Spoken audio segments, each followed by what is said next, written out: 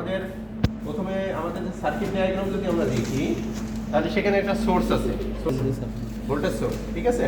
আচ্ছা, ভোল্টেজ সোর্সের দুইটা পোর্ট আছে, একটা পজিটিভ পোর্ট আর একটা নেগেটিভ পোর্ট।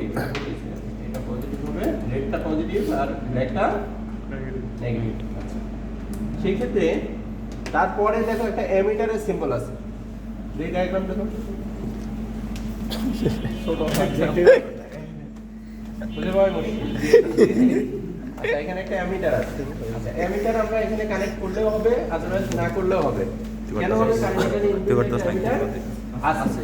অ্যামিটার আমাদের দরকার নেই আপাতত। আমরা যে রেজিস্ট্যান্সটা নিব, তাহলে আমাদের প্রথমে কাজ হবে রেজিস্ট্যান্সের মানটা দেখে নেওয়া।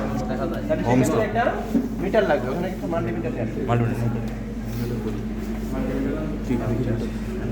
আচ্ছা, একটা হলুদ কালার মাল্টিমিটার আছে, দেখো সাইডে একটা টিক চিহ্ন দেওয়া আছে, ওটা নিয়ে আসবে।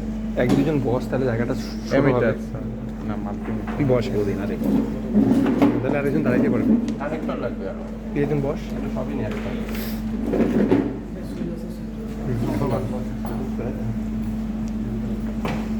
ধাক্কা দিস না এই জায়গাটা এটা কত মানে রেজিস্ট্যান্স আছে সেটা দেখে নেওয়া।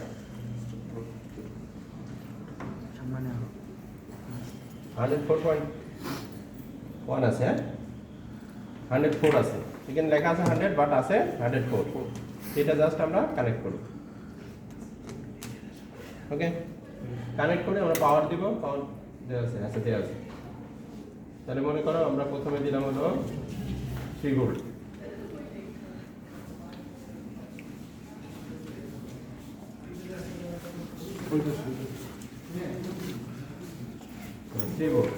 থ্রি ভোল্ট যদি দিই আমাদের টোটাল কারেন্ট আসে হলো 28, বাট আমার আসার কথা ছিল হলো 30। আচ্ছা, কেন আসতেছে না? তার কারণ কি? ইন্টারনাল রেজিস্ট্যান্সের মানটা একটু বেশি, তাই না? কারণ আমরা 100 নেওয়ার কথা ছিল, বাট আমরা নিয়েছি কত? 104।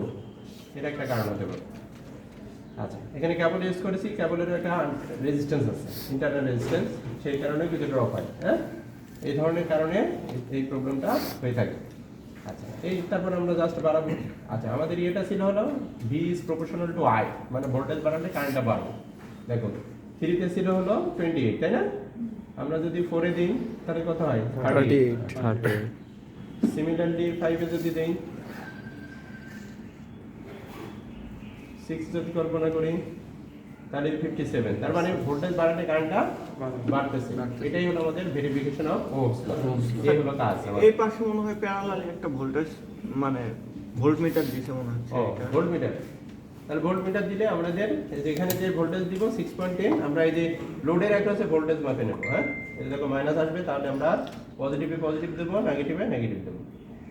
এই যে 6.13 আমরা দিয়েছি হলো 6.10, পেয়েছি হলো 6.12। হ্যাঁ, এই মানটা আমরা এই পাশে প্লট করে নেব। এই হলো আমাদের কাজ, এই হলো আমাদের ওহমস ল ভেরিফিকেশন। ওকে।